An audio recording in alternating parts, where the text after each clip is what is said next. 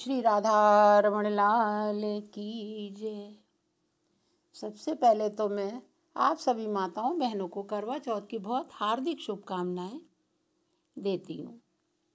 उसके बाद मैं आपको आज करवा चौथ की कहानी सुना रही हूँ। 7 भाइयों की एक अकेली बहन थी। सभी भाई उसे बहुत प्यार करते थे।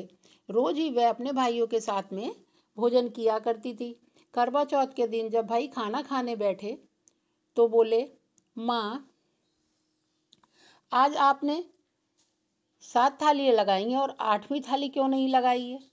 तो माँ ने कहा, बेटा, आज तुम्हारी बहन का करवा चौथ का व्रत है।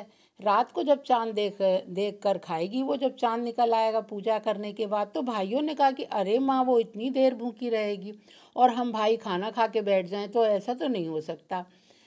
माँ, अगर दिन में ही चांद निकल जाए तो क्या वो दिन में ही खाना खा लेगी? और इतना ही कहते ही माँ के जवाब का इंतजार भी नहीं किया भाइयों ने, और एक भाई जो है वो पेड़ पर दीपक लेकर के चढ़ गया और उसने उस दीपक को जलाया था। तो दूसरे भाई ने चलनी पकड़ ली और तीसरे भाई ने जाकर के कहा कि बहन बहन देख, चंद्रमा निकल आया है, चल पूजन कर ले, फिर अपने लोग मिलकर खाना खाते हैं। तो बहन ने जाकर के पूजा की और भाइयों के साथ खाना खाने बैठ गई। तो पहला ही गस्सा जैसे ही उसने तोड़ा तो छींक आ गई और दूसरे गस्से में बाल निकल आया और तीसरे गस्से में ससुराल से नाई आ गया। तो जब वह ससुराल जाने लगी तो माँ ने कहा कि रास्ते में जो भी मिले उससे पैर छू करके सुहागन रहने का आशीर्वाद मांगना। तो उसने वैसा ही किया। जैसा ही कोई रास्ते में मिलता और वो उसके पैर छूती और उससे सुहागन रहने का आशीर्वाद मांगती। तो ससुराल में जब पहुंची तो दरवाजे पर छोटी ननद मिली।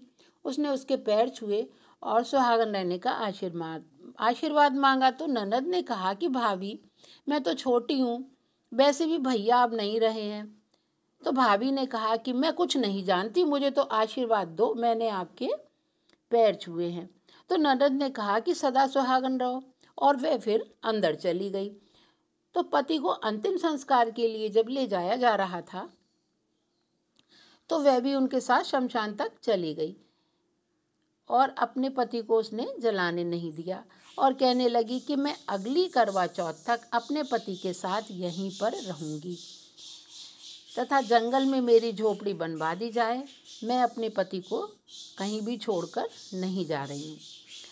फिर जंगल में उसके लिए झोपड़ी बनवा दी गई और वह पति के साथ रहने लगी। उसके लिए जो भी खाने के लिए जाता वह जमीन में गड्ढा खोदती और उस भोजन को उस गड्ढे में दबा देती और रोज ही चौथ माता की पूजा करती और रोज ही चौथ माता का व्रत किया करती। हर महीने की चौथ को जब चौथ माता से सुहागन रहने का आशीर्वाद मांगती तो वो ये कह करके टाल देती कि मेरी बड़ी बहन आएगी, वह देगी। अब साल भर ऐसे ही बीत गया। साल भर बाद करवा चौथ आई। उसने करवा चौथ पर व्रत रखा और चौथ माता से सुहागन रहने का आशीर्वाद मांगा। चौथ माता उसकी साल भर की ये व्रत की भक्ति को देख करके प्रसन्न हो गई और उसे सुहागन रहने का आशीर्वाद दिया तथा उसका पति जीवित हो गया। तो जैसे चौथ माता ने उसका सुहाग अमर किया, वैसे ही चौथ माता सब व्रत रहने वाली स्त्रियों का सुहाग अमर करें, सब सुहागनों के सुहाग की रक्षा करें। बोलो चौथ माता की जय।